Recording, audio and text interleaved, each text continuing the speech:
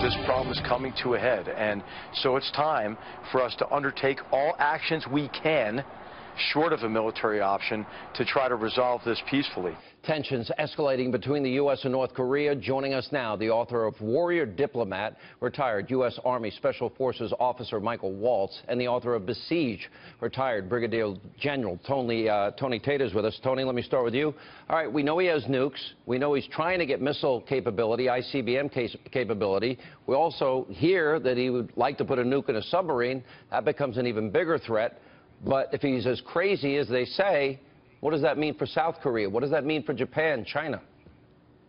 Well, Sean, as you know, there's 50 million people in South Korea.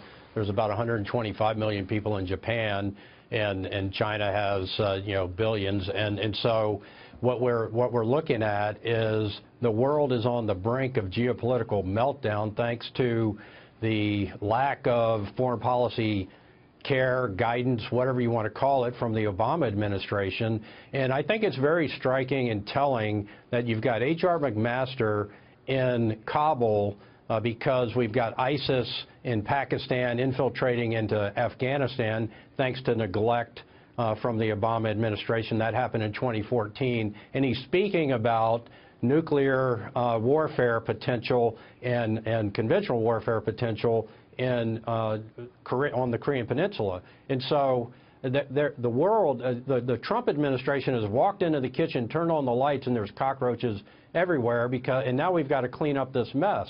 And North Korea has 1,000 attack fighter jets that are 1-minute MiG flight from Seoul. And I've been on that demilitarized zone, and it's tough terrain. They've got 4,000 tanks. They've got 6,000 artillery pieces. They got 1 million troops. And so not only would it be a nuclear holocaust, it would be a heck of a conventional fight as well. Michael, I don't hear good options there for the president, and I get the feeling that this chubby dictator, despot, wants a confrontation with the United States.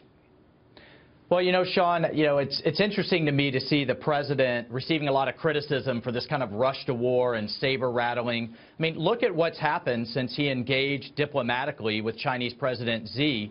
As you mentioned earlier with Newt Gingrich, we've had the Chinese refusing to sell coal, moving troops on the North Korean border, the state-run agency threatening North Korea not to set off another nuclear test. So I think the president is engaging diplomatically with the Chinese. It's really the ball's in their court to turn this program off. This president knows that our diplomacy, our carrots have to be backed up with sticks like they haven't been the last 8 years. But there's in between too, Sean. I mean, there's covert action, there's offensive cyber, there's effective missile defense that we can do. But look, if none of that works, and I have no doubt the president's going to walk through those options, if none of that works, we will have to take military action. We cannot have, we cannot have a nuclear-capable North Korea that not only can hit the U.S., but that can hit Seoul, hit Tokyo, the only way to do that, they have nuclear allies. weapons.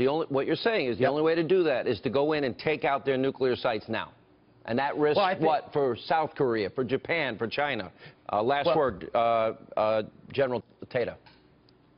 Hey, Sean, what I think is, Michael's onto something here. You got to leverage all the elements of power, cyber, informational, military, economic, diplomatic. I think President Trump made a brilliant move with President Xi, and I think we're going to expend every option, like H.R. McMaster said, and Secretary Mattis are going to advise the president to expend every single option before we try the military option in Korea. But you cannot have a North Korea with nukes that are threatening the liberties and markets of freedom. Thank you, Bill Clinton. And they gave him $4 billion for that, too, as well. Thank you, Barack Obama. Right. Thanks, guys.